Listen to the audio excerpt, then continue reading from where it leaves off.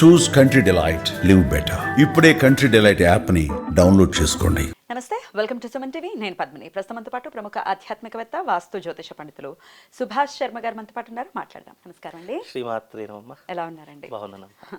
ఆశ్వయుజ మాసం చాలా వైభవపేతమైనటువంటి మాసం అని ఖచ్చితంగా చెప్పుకోవచ్చు.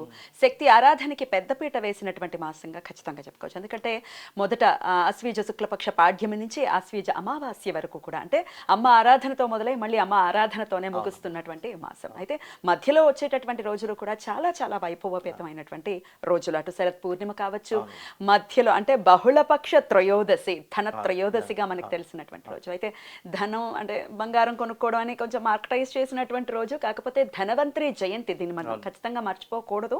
అయితే ఈ ధన త్రయోదశి ఈసారి ఇంకాస్త విశేషంగా శనివారం వస్తోంది కాబట్టి శని త్రయోదశిగా కూడా జరుపుకునేటటువంటి ఈ మహిమాన్వితమైనటువంటి రోజుని ఎట్లా వినియోగించుకోవాలి, ఎట్లా అమ్మవారి అనుగ్రహానికి మనం పాత్రలు అవ్వచ్చు, ఏ విధి విధానాల్ని పాటించాలి, ఇత్యాది విషయాలు మీ ద్వారానండి. తప్పకుండా తెలియజేస్తానమ్మా. ముందుగా వీక్షిస్తున్నటువంటి ప్రేక్షకులందరికీ శ్రీమాత్రే నమః, శ్రీ గురుభ్యో నమః. నమస్తే అస్తు మహామాయే శ్రీపీఠే సురపూజితే శంఖచక్రగదాహస్తే మహాలక్ష్మీ నమోస్తుతే. మనకు సంవత్సర కాలంలో 3 తిథులు మనిషి జీవితాన్ని మార్చేటటువంటి తిథులు. అవి ఏమిటి అంటే కనుక, మొట్టమొదటి తిథి ధనత్రయోదశి. మనిషికి ధనం లేకుండా ఏ పని కాదు. రెండవది జ్ఞానము, జ్ఞానాన్ని ఇచ్చేటటువంటి వసంత పంచమి, సరస్వతీదేవి అమ్మవారి యొక్క రోజు. ధనత్రయోదశి, అలాగే జ్ఞానానికి ప్రతీక అయినటువంటి వసంత పంచమి, అలాగే అక్షయ తృతీయ. మన జీవితంలో ఏది పెంచుకోవాలన్నా, ఏది అక్షయంలా మారాలన్నా అది అక్షయ తృతీయతో సాధ్యమవుతుంది. వైశాఖ మాసంలో వస్తుంది. వైశాఖ మాసంలో అంటే ఈ 3 తిథులు మనిషి జీవితాన్ని ఉద్ధరింపజేసేటటువంటి తిథులు అని ప్రతి ఒక్కరు అర్థం చేసుకోవాలి. మిగతా తిథులు కావు అని కాదు, దేనికి దానికే ప్రాధాన్యత ఉంటూ ఉంటుంది. కానీ మనిషి మనుగడకు ముందుకు కొనసాగించేటటువంటి తిథులు ఏవైనా ఉన్నాయి అని అంటే అవి ఈ 3 తిథులు అని సామాజిక ప్రకారంగా, శాస్త్ర ప్రకారంగా, వేద విజ్ఞాన ప్రకారంగా తెలుసుకోవాలంటే ఈ 3 తిథులు మనిషి జీవితాన్ని మార్చేది. ఎటువంటి పరిస్థితుల్లో ఈ రోజులను వదులుకోకూడదు. ప్రతి మనిషి జీవితంలో కొన్ని అద్భుతమైనటువంటి రోజులు వస్తాయి. దాన్ని వదులుకున్నాము అంటే కష్టం అనుభవించడానికి మనం అర్హత పొందుతున్నాము. లేదు అవి వదులుకోకుండా మన కష్టాన్ని దూరం చేసుకోవాలి అంటే ఈ తిథులని తప్పకుండా యూటిలైజ్ చేసుకోవాలి. అందులో ఈ అక్షయ తృతీయ అని అంటున్నారు. అక్షయ తృతీయ బంగారం, ధనత్రయోదశి ఏదైతే ఉంటుందో ఇది ధనాన్ని సంపాదించుకోవడానికో, లేదా బంగారం కొనుక్కోవడానికో, లేదా ఇంకా ఇతర వ్యవహారాదులు చేయడానికో కాదు. ధనత్రయోదశి అనేటటువంటిది ధనము అన్నదానికి నానా అర్థాలు వస్తాయి. ధనము అన్నదానికి జ్ఞానము, అలాగే శక్తి, అలాగే జీవిత వృద్ధి, అలాగే ఈ యొక్క ధనము అన్నదానికి ఆరోగ్యము అని అర్థము. ప్రధానంగా ఈ ధనత్రయోదశి రోజున ఆరోగ్యంగా ఉండడానికి చేసుకోవాలి. ఆరోగ్యం ఒక్కటి బాగుంటే ధనము ఆటోమేటిక్గా అదే వస్తూ ఉంటుంది. తప్పకుండా ఆరోగ్యం అనేటటువంటిది పొందడానికి ధనత్రయోదశి అనేటటువంటిది. ఇంకోటి ఏమిటి అంటే కనుక, ధనత్రయోదశి అనేటటువంటి మనిషి జీవితాన్ని ఉద్ధరింపజేసుకోవడానికి ఈ ధనత్రయోదశి ప్లస్ శనిత్రయోదశి కూడా కలిసి వచ్చింది. కాబట్టి శని త్రయోదశి అన్నదానికి అర్థం ఏమిటి అంటే, మనిషి జీవితంలో శని బాధలు అనుభవిస్తున్నాడు అంటే నీ జీవితంలో శని దశ ప్రారంభమైంది. ముఖ్యంగా శని ప్రారంభమయ్యాడు, జీవితంలో ఎంటర్ అయ్యాడు, లేదా మన రాశిలో ఎంటర్ అయ్యాడు, మన నక్షత్రంలో ఎంటర్ అయ్యాడు, మన లగ్నకుండలో శని దశ నడుస్తుంది, దశ అంతర్దశలో శని దశ నడుస్తుంది అని అంటే గనక ప్రత్యేకమైనటువంటి తిథి శనీశ్వరుడికి శని త్రయోదశి ఒకటే ప్రత్యేకమైనటువంటి తిథి. మిగతా రోజులు ప్రతి శనివారం శనీశ్వరుడికి పూజ చేస్తూ ఉంటాము. శనీశ్వరునికి పూజ చేసేటటువంటి సమయంలో ప్రత్యేకమైనటువంటి రోజు శని త్రయోదశి కాబట్టి ఇందులో ధనత్రయోదశి కలిసి వచ్చింది. కాబట్టి శని జీవితంలో ఎంటర్ అయితే ముఖ్యంగా మనిషి జీవితంలో 3 ప్రాబ్లమ్స్ చెప్తానండి. అవి మనిషి తట్టుకోలేనటువంటివి, ఎవరూ జయించలేనటువంటివి. ఒకటి ఆర్థిక పరంగా, 2 ఆరోగ్య పరంగా. ఎందుకు అంటే శని ఆరోగ్యకారకుడు అని కూడా శాస్త్రంలో చెప్పినటువంటి సంఘటనలు ఉన్నాయి. అలాగే ఆరోగ్యపరంగా, 2 కుటుంబ పరంగా. మనము ఎదుటి కుటుంబాల్లో ఉన్నప్పుడు ఎన్ని సెటిల్స్మెంట్ అయినా చేస్తాం, కానీ మన కుటుంబంలో వచ్చిన మనం మాట్లాడలేము, సెట్ చేసుకోలేము, మన నోరు మూసుకుపోతూ ఉంటుంది. అంటే మనిషి జీవితంలో మన చేతిలో లేనట్టు డబ్బు ఎప్పుడు వస్తుందో ఎప్పుడు పోతుందో ఎవరికీ తెలియదు. అలాగే మన ఆరోగ్యం ఎలా ఉంటుంది, రేపు ఏమవుతుందో కూడా మనకు తెలియదు, ప్రాణహాని ఏమవుతుందో కూడా తెలియదు.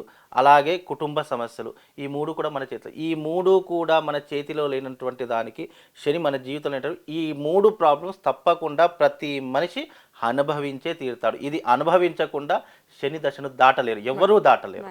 కాబట్టి ఈ శని త్రయోదశి నాడు మీ జీవితంలో అప్పుల బాధలున్నా, అనారోగ్య సమస్యలున్నా, కుటుంబ కలతలు ఏవైనా శని త్రయోదశి ఈ యొక్క ధనత్రయోదశి ప్లస్ శని త్రయోదశి కలిసి వచ్చింది కాబట్టి దీనికి శాస్త్రం నందు దశమహావిద్యల నందు కమలాత్మిక సహిత శ్రీ మహాలక్ష్మి యాగం చేసుకున్నటువంటి వారికి ఈ రోజున అమ్మవారి యొక్క అనుగ్రహంతో పాటు తప్పకుండా ఏలినాటి శని అనుభవిస్తున్నటువంటి వారు, అర్ధాష్టమ శని అనుభవిస్తున్నటువంటి వారు, అష్టమ శని అనుభవిస్తున్నటువంటి వారికి కొంతవరకు మెరుగయ్యేటటువంటి అవకాశాలు ఈ ధనత్రయోదశికి ఉన్నాయి అని దీనికి శాస్త్రానుకరంగా అకార్డింగ్ టు ఆస్ట్రాలజీ అనుకరంగా చెప్పవచ్చు. అటు సింహ, ధనస్సు, కుంభ, మీన, మేషరాశి వాళ్ళకి ఈ శనికి సంబంధించినటువంటి గోచార రీత్యా చూసుకుంటే ముఖ్యంగా కుంభరాశి వారు, మీనరాశి వారు, మేషరాశి వారు, అలాగే అష్టమ స్థానంలో శని ఎవరికి, సింహరాశి వారికి, అలాగే ధనుసు రాశి వారికి అర్ధాష్టమ శని. ఈ రాశుల వారు తప్పకుండా ఈ రోజున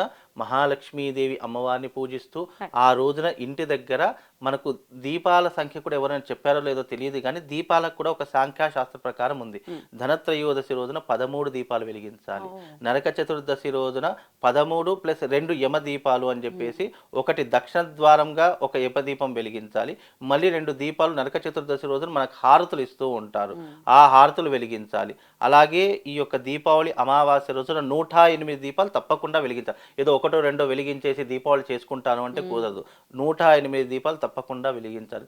దీపావళి తెల్లారి బలిపాడ్యం మళ్ళీ 2 దీపాలు వెలిగించాలి, మళ్ళీ ఎక్స్ట్రా 2 దీపాలు, అన్ని కలుపుకుంటూ రావాలి. 13 మళ్ళీ 2 ప్లస్ మళ్ళా దీపావళి అమావాస్య రోజున 108 ఇలా అన్నీ కలుపుకొని వచ్చి సాంఖ్యాశాస్త్ర ప్రకారం ఎన్ని దీపాలు అయితే వెలిగిస్తారో అన్ని దీపాలు వెలిగిస్తారు. మళ్ళీ భగిని హస్త భోజనం నాడు మళ్ళీ 2 దీపాలు, అంటే అన్నలు సంతోషంగా ఉండడానికి వెలిగించేటటువంటి దీపాలు కొన్ని ఉంటాయి. ఇలా దీపావళి పండుగను జరుపుకోవాలి. నేను ఒకే రోజు దీపావళి పండుగ జరుపుకుంటాను మిగతా రోజు జరుపుకోనంటే పుణ్యము కాదు కదా, పాపం మూట కట్టుకున్న వాళ్ళు అవుతారు. ఎందుకంటే దీపావళి పండుగ అనేటటువంటిది 5 రోజుల పండగ, ఇది అందరూ అర్థం చేసుకోవాలి. నేను ఒక రోజు చేసుకుంటాను మిగతా రోజులు నాకు సంబంధం లేదు, మా వాళ్ళు చేసుకోవట్లేదు కదా అంటే అది కరెక్ట్ అయినటువంటి పద్ధతి కాదు. ఎందుకంటే ధర్మము, ఆచారము, సాంప్రదాయం ఇవేవైతే నిర్ణయం చేయబడినటువంటివి ఉన్నాయో దాని నిర్ణయంగా వెళితేనే అది మనకు పూజా ఫలితాన్ని, పుణ్యాన్ని రెండింటినీ కూడా ఇస్తుంది. ఏ ఒక్కదాన్ని కాదన్నా కూడా ఆ పూజా ఫలితం నిర్వీర్యమైపోతుంది. ఈ 5 రోజుల పండుగ అని చెప్తున్నారు కాబట్టి ఇది త్రయోదశి నాడు నుంచే మొదలవుతుంది. ధనత్రయోదశి నాడే మొదలవుతుంది. ధనత్రయోదశి తర్వాత తెల్లవారితే నరక చతుర్దశి, మళ్ళీ దీపావళి అమావాస్య, అమావాస్య తర్వాత బలిపాడ్యమి తర్వాత భగిని హస్త భోజనం, దాన్ని భావబీజ్ అని కూడా అంటూ ఉంటారు. ఈ 5 రోజుల పండగ చేసుకుంటేనే పుణ్యము పురుషార్థం కలుగుతుంది. ధనత్రయోదశి రోజున ముఖ్యంగా 13 దీపాలు వెలిగించాలి.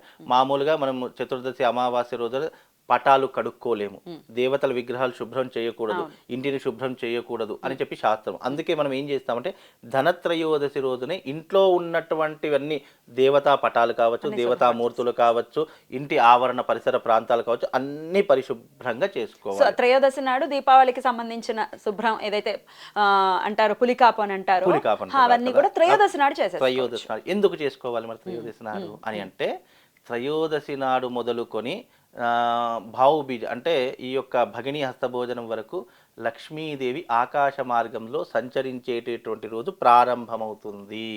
కాబట్టి ఆకాశ మార్గంలో సంచరించేటటువంటి లక్ష్మీదేవి ఎక్కడ ఉంటుంది మొట్టమొదట అంటే శుచి, శుభ్రత ఉన్నటువంటి ఇంట్లో, దీపారాధన ఉన్నటువంటి ఇంట్లో, ఎప్పుడూ కూడా ఆ ఇంట్లో సుఖ సంతోషాలు, నవ్వులు, కాంతులు వెదజల్లుతున్నటువంటి ఇంట్లో లక్ష్మీదేవి కొలువై ఉంటుంది. అందుకే ధనత్రయోదశి రోజున ఇంటిని శుభ్రం చేసుకోవడము, ఆ రోజున లక్ష్మీదేవిని మన ఇంటికి ఆహ్వానించడము, తెల్లవారి నరక చతుర్దశి రోజున మంగళ స్నానాలు చేయడము, చక్కగా ఈ స్నానాలు ఆచరించేసి తైల అభ్యంగ స్నానం చేయించాలి. ఇంకోటి ఏంటంటే చాలా మందికి నరక చతుర్దశి రోజున హారతులు ఇచ్చేసేసి ఏం చక్కగా స్నానం చేసేస్తున్నారు. కానీ నిజానికి నరక చతుర్దశి రోజున ఏదైతే మనకు హారతులు ఇస్తారో మట్టి ప్రమిదలలో హారతి ఇచ్చినటువంటిది మనం స్నానం చేసేటప్పుడు ఎవరైతే స్నానం చేస్తారో అటొకటి ఇటొక దీపం వెలిగించి మనం లోపలికి వెళ్ళి స్నానం చేయాలి. అలాగే మనకు తప్పకుండా పూర్ణపు దీపాలతో హారతులు ఇస్తారు.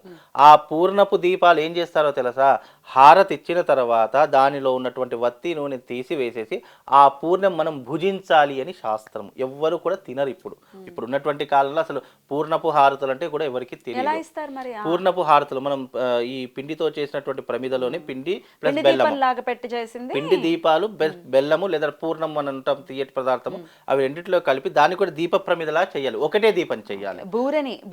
బూరె దీపం అనుకోండి, అంటే అందరికీ అర్థం బూరె దీపం. అర్థం అవటం కోసం బూరె దీపం పెట్టేసి ఆ దీపం ఇచ్చిన తర్వాత స్నానం చేసిన తర్వాత తప్పకుండా దాన్ని ప్రసాదంలా స్వీకరించాలి. ఇది పద్ధతి. నరక చతుర్దశి రోజు మళ్ళీ మనం చేసేటటువంటి నీటిలో తప్పకుండా నువ్వులది పొడి ఉంటుంది కదా, నువ్వుల పొడి వేసుకునే స్నానం ఆచరణ చేసుకోవాలి. ఇది దీనికి ఉన్నటువంటి సాంప్రదాయము. అలాగే ఈ ధనత్రయోదశి రోజున తప్పకుండా ప్రతి ఒక్కరు ఇంటిని శుభ్రం చేసుకోండి, చక్కగా అమ్మవారిని ఆహ్వానించేటటువంటి పనులు చేసుకోండి. అలాగే లక్ష్మీదేవిని ఆరాధించడానికి శాస్త్రము అనేక నియమాలు పెట్టింది, అనేక పద్ధతులను పెట్టింది. తెలియకపోతే తెలిసిన వాళ్ళని అడిగి తెలుసుకోండి. ఎందుకు అనంటే కనుక మనిషికి జీవితంలో 199 కష్టాలు డబ్బుతోనే ముడిపడి ఉంటాయి. 99 కష్టాలు డబ్బుతోనే ముడిపడి ఉంటాయి. అలాంటి డబ్బు మనకు కావాలి అనుకుంటే ఈ యొక్క ధనత్రయోదశిని చాలా చక్కగా వినియోగించుకోండి. అద్భుతంగా వివరించారండి. ఇక నెక్స్ట్ వీడియోలో దీపావళి అమావాస్య ఎలా చేసుకోవాలి ఏమిటి అందరికీ తెలిసినటువంటి విషయమే, కానీ ఇంకా తెలియనివి నిగూఢంగా ఉన్నటువంటి విషయాలు ఉన్నాయి, అవి తెలియజేద్దరు కానీ. థ్యాంక్ యూ అండి, నమస్తే. శివార్త.